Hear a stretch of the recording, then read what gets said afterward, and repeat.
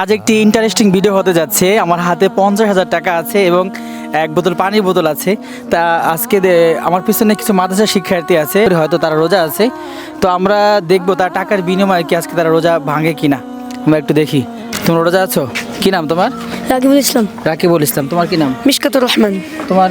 আব্দুর রহমান। তোমার কি নাম? মোহাম্মদ হাসান মাহমুদ। আচ্ছা, আজকে আমাদের যে পরীক্ষাটা সেটা হলো যে এখানে 50,000 টাকা আছে। কত টাকা আছে? বিশ্বাস হয়? দেখো তো কিরকম, কি মনে হয় কত টাকা আছে? 50,000। তো আজকে আমাদের যে বিষয়টা সেটা হলো যে তোমরা তো রোজা আছো তাই না? জি। আচ্ছা, কত টাকা তোমাকে দিলে তুমি রোজা ভাঙবে? কত টাকার বিনিময়ে? 1 টাকাও না। না, ভালো করে বুঝে শুনে কেউ বললে কিন্তু টাকা পাবে। 1 টাকাও না। জি না। জি না। কেউ রোজা ভাঙবে না? আমি রোজা ভাঙতে পারবো না। আমি আল্লাহ তাআলাকে সন্তুষ্ট করার জন্য রোজা গেছি। রোজা ভাঙলে আল্লাহ তাআলা নারাজ হবে। রোজা ভাঙলে আল্লাহ তাআলা নারাজ হবে, সেজন্য ভাঙবে না? কেন, এখানে 50,000 টাকা আছে, তো তুমি রোজা ভাঙলেই 50,000 টাকা পাবে। জি না। আল্লাহ তাআলা অনেক মহান, তিনি আমাকে দিবে। আমি এখন রোজা যদি ভাঙি তাহলে আল্লাহ অসন্তুষ্ট হবে, তারপর আমাকে দিবে না কোনো সময়।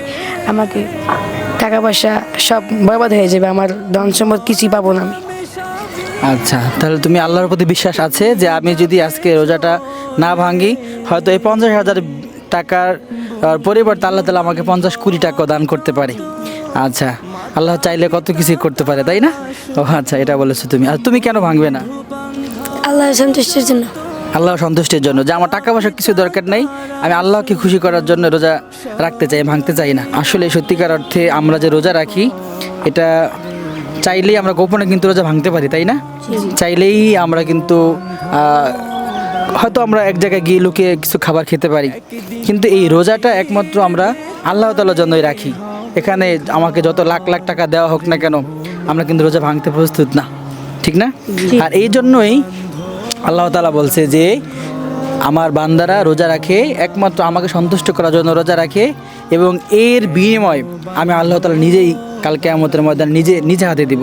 সুবহানাল্লাহ। তো দর্শক, আমরা দেখলাম যে আমাদের এই ছোট বন্ধুরা কিন্তু তারা জিতে গেছে। আমরা এই টাকাগুলো তাদের কাছে হেরে গেছে। তাদের জন্য অনেক অনেক শুভকামনা রইল।